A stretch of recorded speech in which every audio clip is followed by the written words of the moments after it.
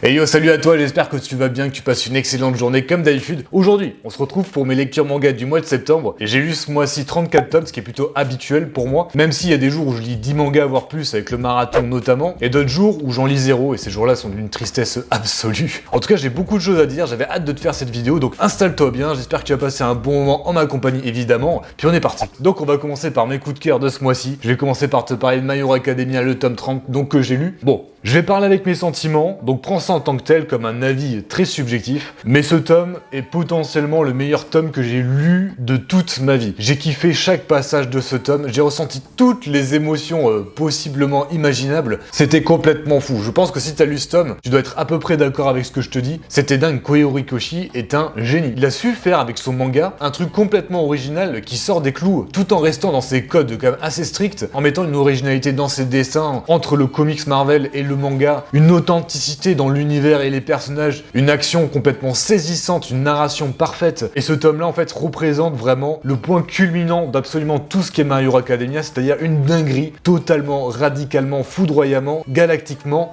extraordinairement classe. C'était trop long cette phrase.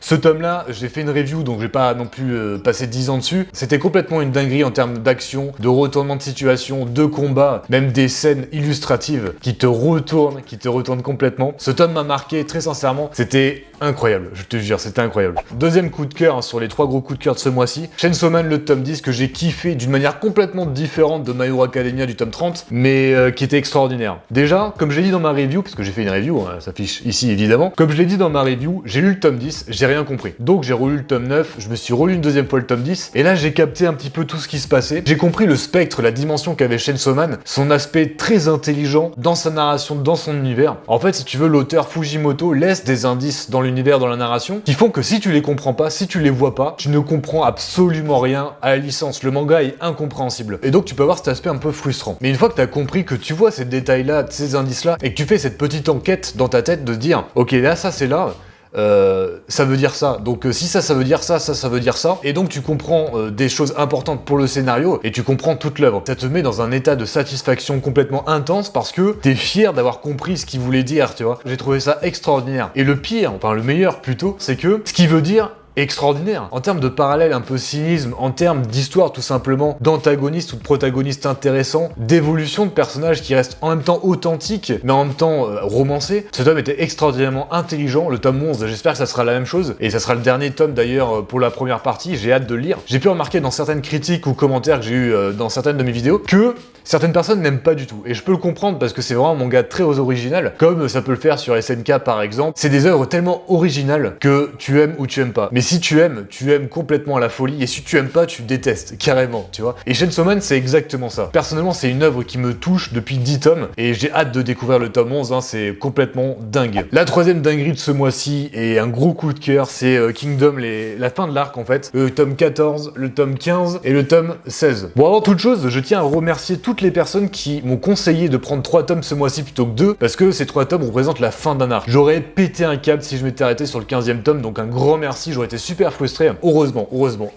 Bref, ces 3 tomes étaient incroyables, et je vais être complètement transparent avec toi. Sur le 16e tome, j'ai juste chialé comme une grosse merde. Je pense que tu sais pourquoi si tu as lu le 16e tome, et c'est compliqué de t'expliquer pourquoi sans te spoiler. Je peux juste te dire que c'est supra intelligent, que l'univers, l'aspect tactique stratégique du manga te donne un aspect complètement fou. En plus, c'est simplifié, en plus, c'est pas compliqué de comprendre un petit peu qui sont les personnages, qui sont les royaumes, pourquoi ils se battent, etc. Même si c'est très complexe, tu comprends tout, et c'est un régal, hein, tout simplement, c'est un régal. Pour les gens qui n'ont pas encore passé le cap de commencer Kingdom, parce qu'ils ont peur des 60 tomes, ils n'ont pas la place, c'est cher, etc. J'étais dans cet état-là au départ, il y a quelques mois avant de commencer Kingdom, de pas vouloir surcharger ma mangatech avec un autre manga. Et pour te raconter un peu ma vie, hein, évidemment, j'ai commencé les 3 premiers tomes et j'ai été plutôt mitigé. Tu vois, par rapport à ce que tout le monde en disait, parce que tout le monde en parle en bien, tu vois, j'étais là en mode ouais, c'est bien, mais pas non plus si extraordinaire que ça. Pourtant, à partir du tome 6, ça devient complètement fou, et à partir du tome 10, c'est complètement addictif. Si je te dis tout ça, c'est pour t'expliquer que Kingdom, c'est pas un sprint. Le but réellement de faire sa série, et c'est ce qui devrait être le cas pour absolument toutes les œuvres, c'est pas d'arriver à jour et d'arriver aux 60 tomes le plus rapidement possible.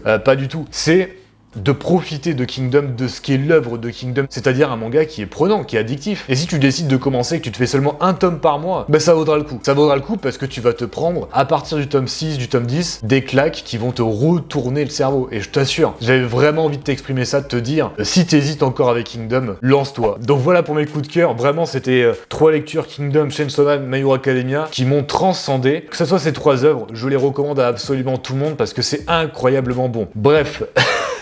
Ensuite, on passe sur les découvertes. On y va. Donc, j'ai commencé par te parler d'un isekai Re:Zero, les 2 premiers tomes, qui est soi-disant passant le premier arc du manga. Super sympa. Alors, peut-être typique, tu vois, entre les personnages qui sont typiques et l'univers qui n'est pas vraiment original. Hein, on a vu ça dans beaucoup de mangas. T'as cet aspect quand même singulier où le protagoniste il revient dans le passé à chaque fois qu'il meurt à un point de sauvegarde pour recommencer une trame. Ces 2 tomes-là, tu vois, l'instant où je les ai lus, j'ai kiffé. Vraiment, j'ai pris du plaisir à connaître les personnages, à suivre la trame, les trames qui se répètent et à voir le protagoniste résoudre cette trame-là. En l'occurrence, je me dis le deuxième arc, il y aura 5 tomes. Donc c'est-à-dire, j'imagine, cette même trame narrative, répétition de le protagoniste est dans une situation, il va recommencer cette trame jusqu'à la fin de l'arc pour la résoudre. Et je me pose la question, est-ce que ça va pas être un peu redondant de revoir toujours la même histoire se répéter avec des chemins narratifs différents? J'espère en fait que l'originalité du manga prévaudra sur ce côté répétitif. Donc je suis un peu dans l'interrogation, malgré tout, je vais me faire le deuxième arc, donc les 5 tomes du deuxième arc, pour voir un petit peu si je trouve ça quand même efficace ou pas. De toute façon, je t'en parle très rapidement sur la chaîne. Là, pour le coup, je vais prendre des pincettes, je vais te parler de Kamuya Ride,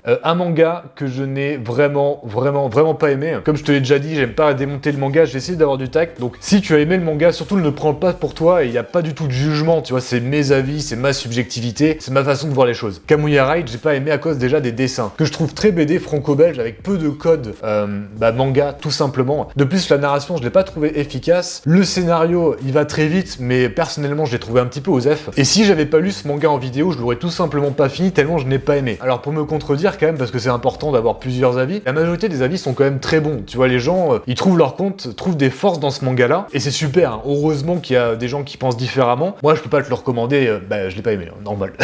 Lui, pour le coup, je l'ai surkiffé, c'est Shiroran, de chez Mangetsu, les 3 premiers tomes. Donc le tome 1, le tome 2, le tome 3. Super bon manga de samouraï, d'histoire et de shonen. Bon, c'est un super bon délire et j'ai vraiment aimé pour 2 grosses raisons. La première, c'est les dessins qui sont fabuleusement beaux. Entre originalité et code manga, j'adore ce style-là dans le détail avec des super beaux traits. Tu sens que chaque planche a été travaillée avec minutie. C'est super sympa. Deuxième gros point positif, c'est l'humour du manga qui est très authentique, qui est très vrai en fait, qui est situationnel par rapport aux personnalités des personnages qui se confrontent. Il y a 30 tomes qui sont sortis au Japon et donc il va avoir de quoi se fider, de quoi se nourrir avec ce manga. Je pense que ça va être un super bon délire à suivre. Donc gros GG, c'était une super licence. Ensuite, pour le coup, celui-là, j'étais plus mitigé, tu sais, c'est Une journée Beyond Even, j'ai fait une vidéo il y a pas très longtemps. C'était cool, tu vois, comme Re:Zero, à l'instant où je l'ai lu, le manga, j'ai pris du plaisir à le lire, j'ai trouvé ça super intéressant, il place beaucoup de parallèles, il place beaucoup d'intrigues, mais le manga est très lent. Pourtant, il est pas chiant, tu vois, parce que il se passe plein de choses, la narration est intéressante, les personnages sont intéressants, attachants, mais en fait, pour moi, c'est trop tôt pour te dire si le manga est bon. Le manga sera bon si toutes ces intrigues et tous ces parallèles ont un sens ou une cohérence par rapport à ce que l'auteur veut dire, s'il y aura un propos derrière tout ça. Et pour l'instant, c'est trop tôt. Tu vois, pour l'instant, avec 4 tomes, c'est trop tôt. Il va falloir attendre une dizaine de tomes pour pouvoir dire ah ouais, ce manga, en fait, il parle de ça réellement. Le fond du manga parle de ça. Et si c'est ça, ben, ça sera extraordinairement bon. En l'occurrence, si c'est à l'inverse et que le propos est un petit peu absent, ce que j'espère pas et ce que je pense pas honnêtement, le manga sera plutôt très moyen. Donc je peux pas trop t'en dire. La seule chose que je peux te dire, c'est que les dessins, j'ai pas été vraiment conquis par le style, mais tu oublies vite ce côté un petit peu minimaliste dans les personnages, avec l'histoire qui est au final très prenante et bah tu suis le truc un petit peu comme un film. Tu regardes le truc, t'es un peu hypnotisé par le manga. Donc à suivre, à voir la suite pour cette licence. Plus que 2 découvertes, je vais commencer par te parler de Captain Tsubasa, un manga nostalgique pour beaucoup d'entre vous, pas pour moi malheureusement, mais j'ai kiffé, tu vois, j'ai kiffé cette première lecture, ce premier tome, même si le manga date des années 80, il a super bien vieilli, franchement, en termes de dessin, d'ambiance, bah ça se lit ultra facilement, c'est très fluide, mais pour moi c'est pas nostalgique parce que bah, j'ai ni regardé l'anime étant plus jeune, bah et puis j'ai pas lu le manga avant cela. Bon. Donc je vais pas me faire l'intégrale parce que je pense que cet aspect nostalgique est assez important pour apprécier ce genre d'œuvre assez vieille. Malgré tout, je suis super content d'avoir découvert l'œuvre parce que je sais qu'elle a marqué sa génération en termes de manga de sport. C'était peut-être un des premiers mangas de sport qui a vraiment marché. C'était une super bonne découverte. En plus, il me semble que la suite, les parties suivantes sont très dures à trouver. Donc